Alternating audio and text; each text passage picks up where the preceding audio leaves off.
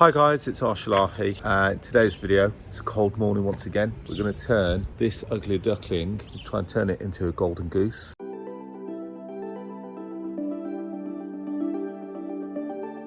So before we do that, before I go into details, I just want you to do me a small favour. Hit that subscribe button, press the notification bell, and let's see what this property's got to offer.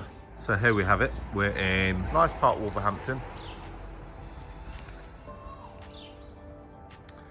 And I've been approached by a vendor and he goes, Arsh, I've had this property. It's just become vacant. Not sure how much of that I believe, but I'm going to tell you what I'm going to be doing with it. So let's just quickly move straight in. So walk straight in. Look, you can see there's, first of all, it stinks. You can see that, I'm not sure what to make of it, if I'm honest, but I know what I'm going to be doing with it because we've already spoken to the owner about it and contracts are in the process of being drawn up for this property. So it's a mid-terrace property. It's not in a bad location. I think the only benefit of this property right now, got a new fuse board, which means that at some point it's been rewired. But other than that, the house needs ripping out. It absolutely stinks. So this is a house where apparently someone's been living. I dread to think why or how, but anyway, you can see that there's something that's been going on here. And then the owner says, basically, they want to re-let it. And I said, you're definitely not going to re-let it in this condition. And we started talking about what else could we do with this property. And I said, well, would you consider selling it? Because I've now got, I'm now looking for a next project. And he goes, well, what would you make an offer? And I started looking at it and I thought, well, okay, he doesn't need to sell it. He's got no mortgage or any lending on it. But we've come up with a solution where, have you ever come across a property strategy called an assisted sale? Now with an assisted sale, it very much is a case of I take control of the property, I bring the property up to standard, and as a result of that, we then sell the property after the work has been done, and then we take a split of the profits. So here's how it's going to work in this scenario. We've agreed with this owner that it's £100,000 that he wants. Now, having done a bit of calculations, I reckon we're going to have to spend a minimum of £20,000 on this property. Now, what that means is that if we spend the money on this property and we then turn it back into a nice house, anything in excess of the, let's say that we sell it for 150,000 for argument's sake, just for example's sake. Let's just imagine that we sell it for 150. Anything over the 100,000 technically is deemed as my commission, or is deemed as my profit. Now, bear in mind that if he's going to get the first 100,000, I'm then going to want to pay myself back the next 20,000. Means that there's approximately £30,000 of profit in this project, which means that for my 20,000 that I'm putting in, I'm actually making 30,000 back. When you look at it from a return on investment point of view, that means that my money of 20,000 is actually working 150 times. It's going to give me an ROI, return on investment, of 150%. So I have two options. I could buy the property outright off him for the 100,000, but there's no real benefit in that for me, because that means that I'm then going to have to pay stamp duty. I'm then going to have to pay capital gains tax. Whereas here, we've got an agreement with the owner that anything over the 100,000 is deemed as our commission. And this is all done legally through solicitors, because I'm not going to start spending £20,000 on someone else's property without ensuring that we've got it all tied up in legal contracts. So the deal is done. It's all in the process of going through, and I'm quite excited by this one.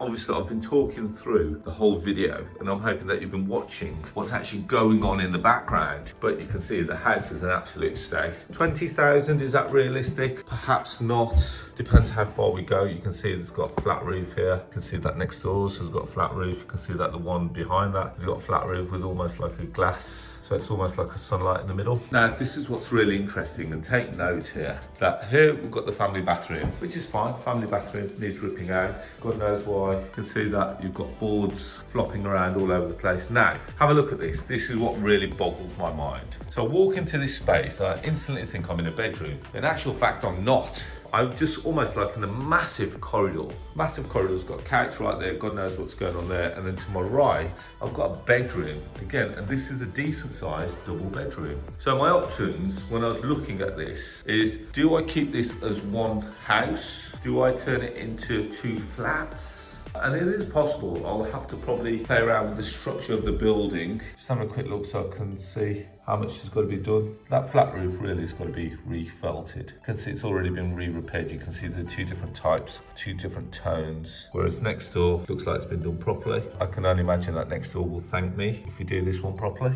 You can see there's lots of tidying up to be done. But anyway, the one thing I'm going to say is that if I knock on all these, this is all just stud partition. Let's see if I knock on this one.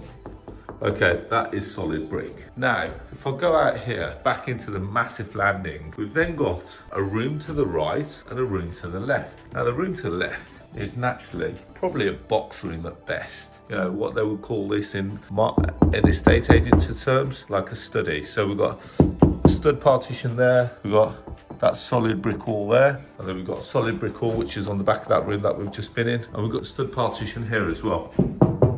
So what we're going to do is rip out all the stud partitions and reconfigure the layout so that we get 3 good-sized bedrooms up here. I might play around with the idea of turning it into 2 flats. My intention isn't to keep it. My intention is to refurb it and sell it. So it's going to be, you know, almost like a refurb to sell. So my question is to you guys watching this video, what would you do? Would you turn it into 2 flats and run it as a cash flow machine, knowing that flats in this location are going to fetch approximately £500 a month? Or would you convert it back into a house and perhaps generate a profit of circa 20, you know, worst case scenario, £20,000, best case scenario, £30,000, or somewhere in between that? So let me know. So as I said, for this property, I'm not sure which angle we're going to take it, whether we're going to turn it into 2 flats, whether we're going to keep it as a single house. What I am certain about is the way that we're going to structure the transaction, where we're going to do it as an assisted sale. It's all going to be done legally, so the owner knows that he's going to get £100,000. Now, off the back of that, regardless of what we sell it for and what we make off the back of that, is completely down to us. And the reason why we say that is because we're putting the money into this property.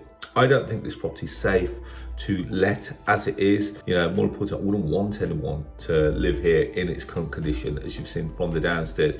Upstairs is not as bad as downstairs, but definitely downstairs is quite dangerous. So guys, hopefully you've taken a bit away from this video. If anything, you'll understand that there are lots of different strategies out there to acquire properties. You don't necessarily have to buy everything. If you buy everything, then you're going to end up tying up a lot of capital in a lot of different projects, and you're going to run out of money soon. What I'm actually showing you in this property is that you can acquire it with none of your own money. Now, if you don't have the money for the refurb, you could actually borrow other people's money. So have you ever heard of the term OTM? So when we talk about other people's money, it's the term OPM, and that could be, in essence, you want to simplify it as joint ventures. You're using other people's funds that you've borrowed from, you're giving them a return on their money, and so therefore you've not acquired the property with any money, you've not actually spent any money on the refurb, and yet you're making a return off that. And there are lots of people that do this, and I just thought I'd kind of highlight that in this video. So there we have it, guys. As always, hopefully you found that of use. Please press like, please press subscribe, please hit the notification bell. Now, moving on, if you want more free content like this, go and check out my podcast. It's called The Property Rebel. You can find it on all podcast stores, so Google Podcasts, Apple Podcasts, just to name a few, plus Spotify. You can connect with me on social media, find me on Facebook, LinkedIn, Instagram and Twitter, all under the handle of Arsh, Ellahi. And finally, if you want to see deals like this, and we get deals like this all over the country, go and check out the Property Investor app. It's the UK's first property investment platform, which showcases all kinds of deals like this all over the country. So 2 ways to get involved. You can either go to propertyinvestorapp.co.uk, or if you've got a smartphone, go to the App Store, type in Property Investor, and you'll see it. It takes 2 minutes to download and register, and don't forget to leave us a review on the App Store. So on that note, guys, as always, I'll keep you posted with this project as we go along, and I look forward to speaking to you all soon. Take care. Thank you. Bye-bye.